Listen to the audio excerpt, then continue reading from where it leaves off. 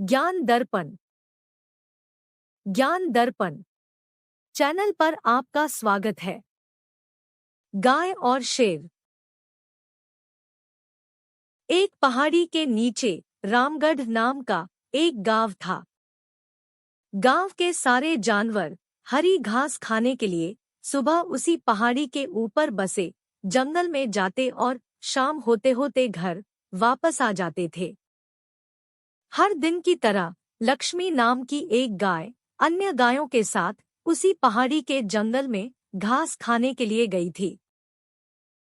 वह हरी घास खाने में इतनी ज्यादा प्रसन्न थी कि वह कब एक शेर की गुफा के पास पहुंच गई, उसे पता भी नहीं चला।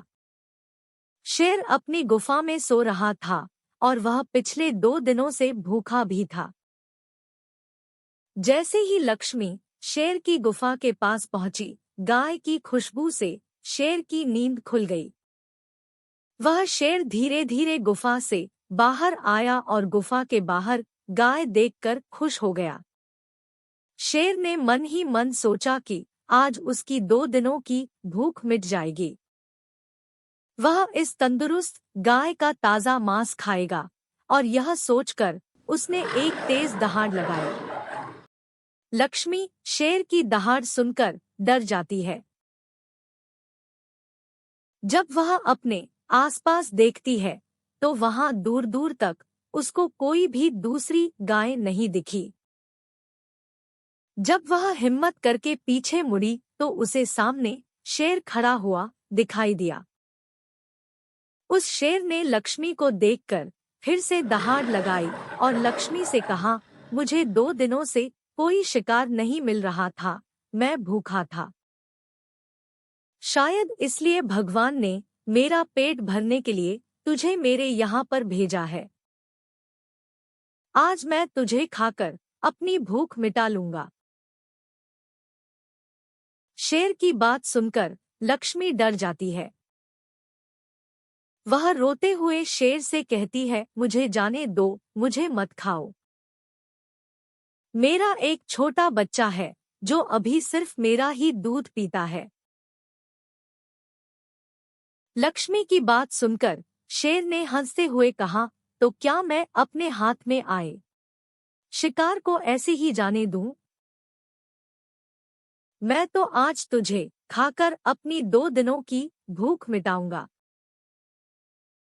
शेर के ऐसा कहने पर लक्ष्मी उसके सामने रोने लगी और विनती करते हुए कहती है कि आज मुझे जाने दो।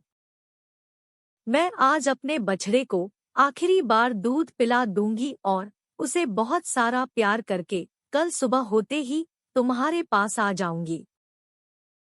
फिर तुम मुझे खा लेना और अपना भूखा पेट भर लेना। शेर लक्ष्मी की यह बात मान जाता है और धमकी देते हुए कहता है कि अगर कल तू नहीं आई तो मैं तेरे गांव आऊंगा, फिर तुझे और तेरे बेटे दोनों को खा जाऊंगा। लक्ष्मी शेर की यह बात सुनकर खुश हो जाती है और शेर को अपना वचन देकर गांव वापस चली जाती है। वहां से वह सीधे अपने बछड़े के पास जाती है, उसे दूध पिलाती है और बहुत सारा प्यार करती है। फिर बछड़े को शेर के साथ हुई सारी घटना बताती है और कहती है कि उसे अब अपना ख्याल खुद ही रखना होगा। वह कल सुबह होते ही अपना वचन पूरा करने के लिए शेर के पास चली जाएगी। अपनी माँ की बातें सुनकर बछड़ा रोने लगता है। दूसरे दिन सुबह होते ही लक्ष्मी जंगल की तरफ निकल जाती है और शेर की गुफा के सामने पहुंचकर शेर से कहती है, अपने वचन के अनुसार मैं तुम्हारे पास आ गई हूँ, अब तुम मुझे खा सकते हो। गाय की आवाज सुनकर शेर अपनी गुफा से बाहर निकलकर आता है और भगवान के अवतार में प्रकट होते हैं। मैं तो बस तुम्हारी परीक्षा ले रहा था। तुम अपने वचन की पक्की हो, मैं इससे बहुत प्रसन्न हुआ। तुम अब अपने घर और बछड़े के पास वापस जा सकती हो। इसके बाद वे उस गाय को गौ माता होने का वरदान भी देते हैं और उसी दिन के बाद से सभी गायों को गौ माता कहना शुरू कर देते हैं। कहानी से शिक्षा।